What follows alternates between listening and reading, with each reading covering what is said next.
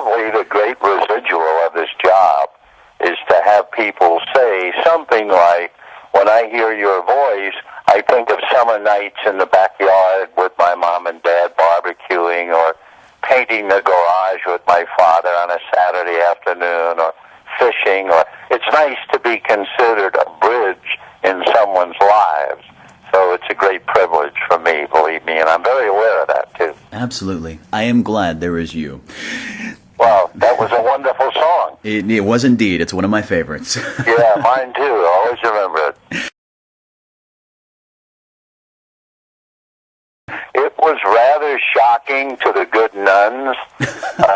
In those days, the boys all wanted to be firemen or policemen or soldiers or athletes, and the girls wanted to be ballerinas and nurses and mommies. And here's this little redheaded kid at 8 years old saying he wants to be a sports announcer.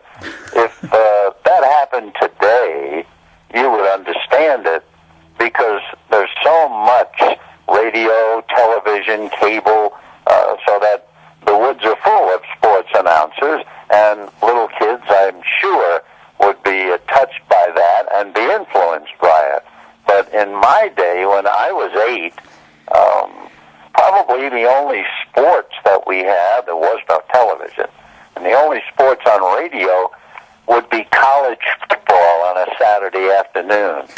And I guess I've told the story before many times, but as an 8-year-old, we had a big 4-legged radio with a cross piece underneath it for balance and strength. And I would get a pillow, and I would crawl under the radio, and my head and face would be directly under the loudspeaker.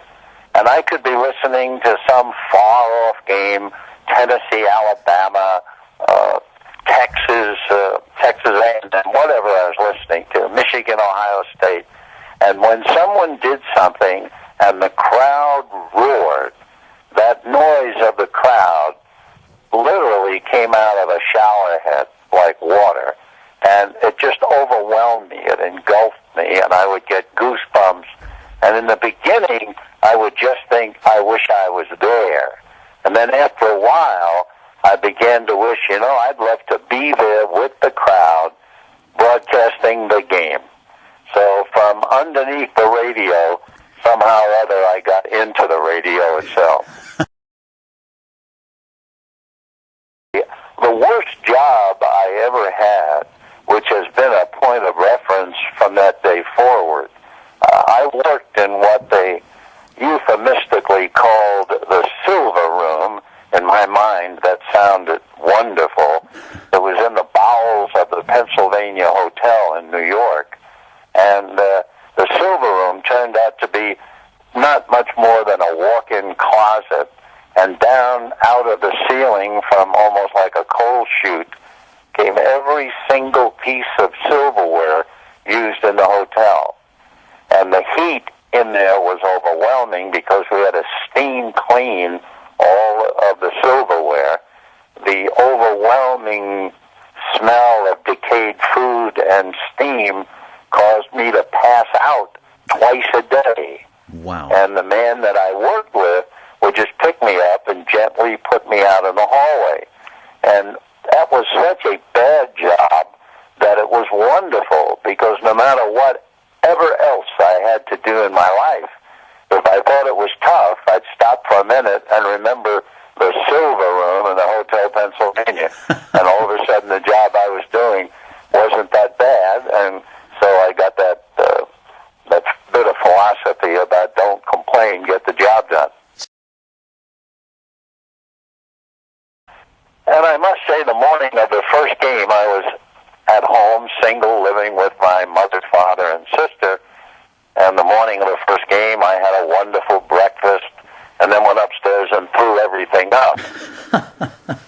Then eventually collected myself and went over to Yankee Stadium, and the smells and the sounds and the players that I knew, I kind of calmed down.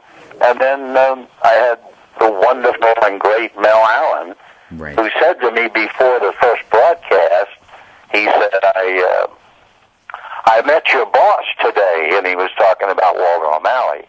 And he said, Walter said to me, take care of my boy. And Mel said, I will do just that.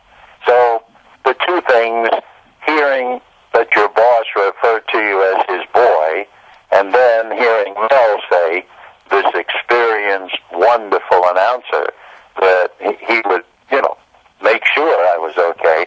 They really bolstered my confidence, and off we went. For a 7:10 game, I'm always in the ballpark by 3:15. And I get all my work done and visit with the opposing manager or whatever. I get all that work done, and then after we do our taping and finish, then there's dinner in the press room. And then from the minute I finish dinner, there's no more food, and there's certainly no more liquids, because I don't want to have to be fighting the inner tide that would certainly rise if I had too much liquid to drink before the game. So I'll just have that one glass of water at dinner at 5:15, let's say, and that's it. What I do, and you might find this a little interesting, there's a hard candy called a Jolly Rancher. Oh, yes. And what I do is, during the course of 9 innings, when we go into commercial, maybe 3 or 4 times while we're in commercial, I will suck on a Jolly Rancher. What it does is it kind of lubricates the pipes without actually ingesting any liquid. And that's pretty much how you go 9, 10, or whatever the case may be without fleeing to the gentleman's room.